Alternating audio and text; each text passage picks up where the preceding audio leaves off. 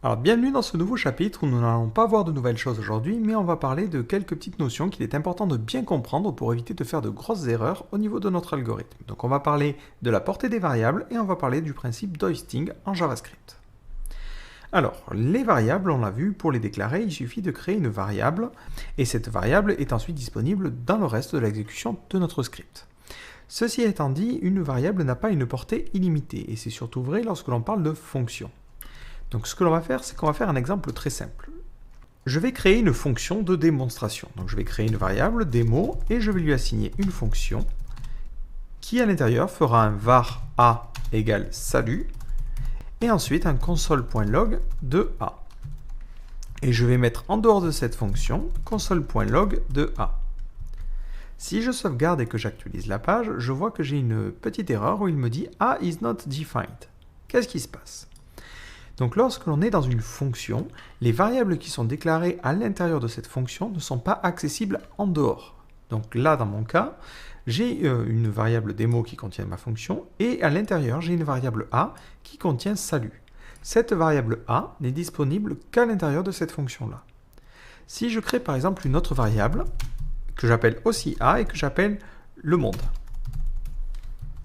qu'est-ce qui se passe si j'actualise ma page? J'obtiens le monde. Pourquoi? Parce que cette variable a accès à la variable a qui a été définie globalement. Mais tout ce qui est dans cette fonction-là, et vous pouvez l'imaginer comme si c'était masqué, ça n'existe pas. Si j'exécute plus tard mon code, ou même avant et que je fais démo, mon démo va afficher salut. Ça, il n'y a pas de problème parce que lui, il a accès à cette variable a. Par contre, ce code-là continuera à exécuter le monde. Les variables qui sont définies dans une fonction ne sont accessibles que dans la fonction. Toutes les variables qui sont définies en dehors sont accessibles en dehors. Là où ça se complique un petit peu, c'est que si je crée une variable b, et je vais l'appeler b, logiquement, dans ma fonction, si je fais un console.log de b, qu'est-ce qui se passera selon vous? Vous pouvez vous dire, oui, mais dans cette fonction-là, je n'ai pas de variable b, donc il ne va pas pouvoir la trouver. Et je vais tomber sur une petite erreur. Eh ben non. Il affiche bien la valeur b. Donc les fonctions ont accès au contexte extérieur. Donc si des variables ont été définies en dehors de la fonction, elles y ont accès. Les fonctions qui font appel à des variables qui ont été définies en dehors, c'est ce que l'on appelle des closures. C'est-à-dire ce sont des fonctions qui ne dépendent pas que des paramètres, mais qui dépendent aussi du contexte extérieur. De la même manière, si vous ne mettez pas ici de var devant le a, ou si vous faites tout simplement un console.log de a, qu'est-ce qui va se passer? Vous allez avoir accès à la variable le monde, et ça vous affichera bien le monde. En revanche, si vous écrivez la même chose que tout à l'heure, c'est-à-dire que là vous mettez a égale salut, mais vous ne mettez pas de var devant, qu'est-ce qui va se passer? Il va dire, là je dois modifier la variable a et lui mettre la valeur salut. Vu que vous n'avez pas mis de var devant, il dit « Ah, j'ai une variable a qui est en dehors de cette fonction, donc tu veux modifier celle-là. » Donc du coup, lorsque j'appelle la fonction démo, ce qui va se passer, c'est qu'il va modifier la valeur de a. Et du coup, ça va afficher 2 fois salut. Là, si je fais un coup de console.log de a, ça affichera salut, et la variable a globale a été modifiée aussi. Donc bien faire attention à ce petit mot-clé-là. Il n'y paraît pas, mais il est très très important. Ça n'a pas la même signification que ça. Et c'est très très important au niveau de la portée des variables. Donc après, les variables ont une portée limitée seulement dans le cas des fonctions. C'est-à-dire que lorsque vous écrivez une boucle, la variable, même si vous la définissez que dans la boucle ou que dans une condition, elle est définie en dehors. Lorsque je fais un for, donc là je supprime ce que j'ai écrit, un for var i égale 0, i inférieur à 10 et i++, et qu'à l'intérieur, je fais n'importe quoi. En dehors de cette boucle-là, la variable i existe. Donc, il faut bien faire attention à ça. Si j'actualise la page, à la fin de mon exécution, je vois bien que j'obtiens la valeur 10. Même si je suis en dehors de cette boucle. Donc les variables ont une portée limitée seulement dans le cadre des fonctions. Un autre détail important, si jamais vous faites une fonction qui dépend d'une autre variable. Imaginons je crée une variable i et je lui assigne la valeur 0 tout en haut. Ensuite, je crée une fonction que je vais appeler démo. Et à l'intérieur, je fais un coup de console.log de i. On est d'accord que là, c'est censé afficher 0. Et j'appelle cette fonction à plusieurs endroits à cet endroit-là. Et là, je n'ai plus besoin du var, hein, vu que je fais automatiquement mon système. Mais qu'est-ce qui se passe? Je vois que le console.log de i, plutôt que de donner systématiquement 0, comme on pourrait l'imaginer à cet endroit-là, mais il me donne 1, 2, 3, 4, 5, et ainsi de suite jusqu'à 10. Donc il faut faire attention parce que même si la fonction a accès au contexte extérieur, ce contexte peut changer. Donc lorsque je lui demande d'afficher i, i a peut-être été modifié suivant différents critères. Et du coup, je vais avoir un code qui ne va pas forcément s'exécuter de la même façon. Et ça peut avoir des effets de bord qui ne sont pas forcément terribles. Alors on reparlera de ce problème-là plus tard lorsque l'on attaquera la partie navigateur et lorsque l'on parlera de fonctions et des timings. Ça permettra de vous montrer un exemple beaucoup plus frappant en fait de ce type de problème-là. Mais retenez déjà ça, c'est-à-dire que les variables ne sont définies non une portée limitée que dans les fonctions. Dans les blocs, ce n'est pas le cas. Il faut bien faire attention lorsque l'on fait appel à un contexte extérieur parce que ce contexte peut être modifié. Donc enfin, l'autre petite chose dont je voulais vous parler, c'est l'hoisting. Donc il faut savoir que le JavaScript n'est pas exécuté de la même manière que vous l'écrivez. Donc en général, on écrit un script et on se dit, l'ordinateur va le lire de haut en bas et va le dérouler de la manière la plus logique qui soit. Mais ce n'est pas forcément vrai. Imaginons, j'essaie d'afficher une variable qui s'appelle A. Qu'est-ce que ça va faire sur mon navigateur? Ça va m'afficher que la variable n'est pas définie. On est d'accord avec ça, il n'y a pas de souci. Maintenant, je définis la variable A et je lui donne la valeur 3. Et je la définis après mon console.log. D'après vous, qu'est-ce qu'on devrait avoir côté navigateur? Toujours la même erreur, parce qu'au moment où je fais un coup de console.log de A, A n'est pas défini. Pourtant, si j'actualise ma page, je n'ai plus d'erreur et j'ai un A qui a la valeur undefined. Bizarre. En fait, ce que fait le JavaScript, c'est qu'il fait de l'hoisting. C'est-à-dire qu'il prend toutes les déclarations de variables et qu'il les met au-dessus. Donc lorsque vous écrivez ce code, il est compris par le navigateur ou par même le moteur JavaScript de la manière suivante. Var A, donc là il a juste déclaré la variable A, donc il a la valeur undefined, et ensuite, plus tard, on veut juste la modifier.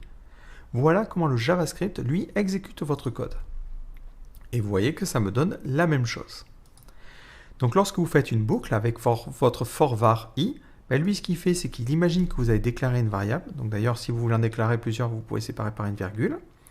Et ensuite, il imagine que vous faites un for i égale 0, i strictement inférieur à 10 et i++.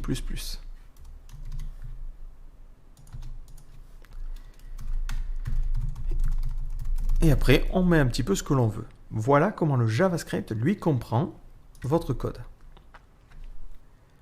Donc si jamais vous créez une variable, par exemple, dans votre for, et que vous dites « je crée une variable j qui vaut la valeur i », c'est vrai qu'on est tenté de se dire « ah le j il change de valeur au fur et à mesure ». Non, le JavaScript ne le comprend pas comme ça, il déclare la variable j tout en haut, et ensuite il fait j égale i. Donc il faut bien faire attention à cette exécution-là. C'est ce qui justifie, et c'est ce qui explique aussi le problème que l'on avait vu tout à l'heure. Donc lorsque je crée une fonction démo, comme ceci, et que j'essaie de l'appeler avant qu'elle existe, je tombe sur une erreur. Parce que ce que va faire le moteur, c'est qu'il va dire « ah, là tu veux créer une variable démo, donc je te crée une variable démo tout en haut. Et ensuite, dans cette variable, au moment où tu me le demandes, je crée la fonction. » Donc lorsque j'essaie d'exécuter ce code-là, démo a bien la valeur undefined. Et du coup, j'essaie d'appeler undefined, et ce n'est pas une fonction. Et c'est ce que j'ai au niveau de cette erreur-là. Il me dit « demo is not a function ». Démo, en fait, c'est undefined à ce moment-là. En revanche, on peut se demander pourquoi, lorsque j'ai écrit ça, dans ce cas-là, ça fonctionnait. Tout simplement, quand il fait l'hoisting et que vous écrivez les fonctions de cette manière suivante, de cette manière-là, il ne fait pas l'hoisting de la même façon. C'est-à-dire qu'il ne crée pas une variable démo, mais il déplace directement tout l'appel de la fonction tout en haut. Et il écrit en fait ça. Et là, ça paraît logique, ça fonctionne. Donc, la différence entre ces deux nomenclatures-là, c'est une différence aussi au niveau de l'exécution. Si vous écrivez une fonction en l'écrivant de la manière suivante, elle sera hoistée, c'est-à-dire qu'elle sera placée tout au-dessus. Si vous l'écrivez de l'autre manière, la variable sera hoistée, c'est-à-dire qu'elle sera placée au-dessus, mais pas le code de votre fonction. Donc voilà la grosse différence. Alors ça prête vraiment à confusion si, imaginons, je crée une fonction démo. Allez, on va l'écrire de la manière normale, var demo égale function, peu importe, de toute façon on va la mettre en premier. Et à l'intérieur de cette fonction, je crée une première fonction que je vais appeler A. Et cette fonction, elle fera un return de 3. Je fais ensuite un return de la fonction a. Si j'appelle la méthode démo, qu'est-ce que je devrais obtenir? Selon vous, hop, ben je devrais obtenir la valeur 3, ce qui paraît tout à fait logique. Hop, si je fais un coup de démo, j'obtiens la valeur 3. Si je crée une nouvelle fonction, que j'appelle aussi a, c'est un petit peu particulier, mais que je lui mets la valeur 4, ben là on se dit, ben, ça devrait toujours envoyer 3, parce que le return se fait à ce moment-là. Et pourtant, si j'appelle la fonction démo, ça renvoie 4. Parce que l'hoisting a lieu, c'est-à-dire qu'il place tout ça au début du bloc, et du coup, voilà comment le JavaScript lit notre code. Et du coup, quelque chose qui semble plutôt naturel à l'écriture est complètement cassé par cette exécution-là. Donc c'est ça la grosse différence au niveau de l'utilisation des fonctions. Si en revanche, ben, je crée plutôt une variable a 2 fois, et cette variable-là, ben, je dis que c'est une fonction à chaque fois, ben là, effectivement, la fonction démo me retournera 3 quoi qu'il arrive. Parce que l'hoisting a lieu, donc il retire les vars à cet endroit-là et à cet endroit-là. Il crée ici une variable a. Il retire de la même façon le démo ici, mais bon, là, en limite, on s'en fiche. Et voilà comment le JavaScript exécute le code. Et là, effectivement, au moment où ce code est exécuté, on n'a que cette fonction-là qui vaut 3. Et du coup, je n'ai pas ce problème-là. Donc je tenais véritablement à vous le préciser, moi c'est quelque chose que j'ai découvert malheureusement sur le tas et qui m'a valu de gros grattages de tête. Donc l'avantage, c'est que là, vous êtes prévenu. Donc globalement, le principe de l'hoisting est très simple, c'est qu'il élève les déclarations de variables tout en haut de l'exécution de notre script. Donc pour les variables globales, c'est tout en haut, et dans les fonctions, il le met tout au début des fonctions.